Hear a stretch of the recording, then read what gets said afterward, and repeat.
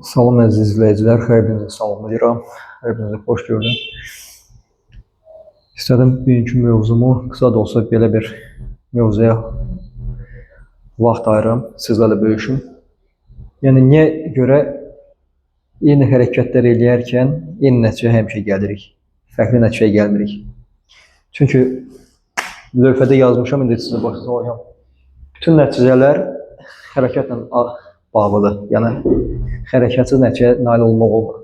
Ancaq ilk öncəsi, yəni təməl qoyan əlbəttə ki, beynimizdə yaranan fikirlərdir.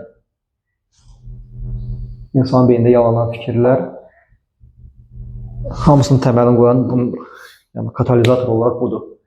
Fikirlərdən sonra insanın beynində hansısa bir fikir yaranırsa, ya müsbət, ya mənfi, ondan sonra yaranır emosiya, hisslər.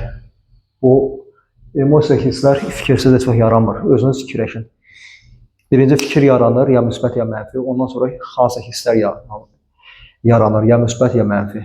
Heç vaxt hisslər, emosiyalar fikirsiz yarana bilməz. Və fikirdən, emosiyadan sonra yaranır nə? Hərəkət əlbəttə ki. Hansı müsbət və yaxud da ki, mənfi hiss yaşayırsınızsa, emosiya yaşayırsınızsa, onunla da o hərəkət bağlıdır. Ya mənfi, ya da ki, müsbət. Və ən axırda da ki, hər bir hərəkətin axırı nə olur? Nəticə. Yəni, bütün öncəsinin təməlini qoyan fikirdir. Hansı fikirlər varsa sizdə, ya müsbət, ya mənfi, axırda da o nəticəyə gəlib çıxardacaq. Yəni, bu fikirlərlə bağlı emosiyalar, hisslər yaranır. Emosiya ilə bağlı siz hərəkət keçirsiniz və hərəkətdən sonra hansısa bir nəticəyə nail olursunuz.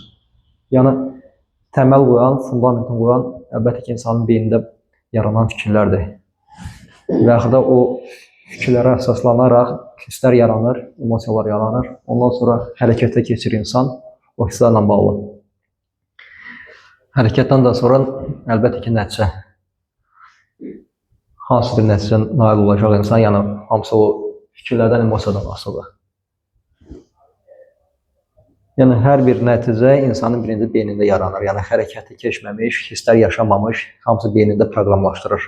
Elbil maşının naviqasiya sistemi kimi insanın beynindəki bir naviqasiyadır, naviqasiya sistemi. Yəni, beynində yaranan fikirlər təməl qoyandır. Hansı nəticə göstərəcək axırda.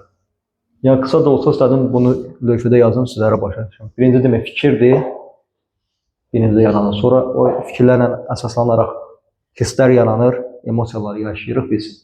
O emosiyalara əsaslanaraq biz hərəkətə keçirik, yəni hisslərlə bağlı hərəkətə keçirik. Ondan sonra nəticə.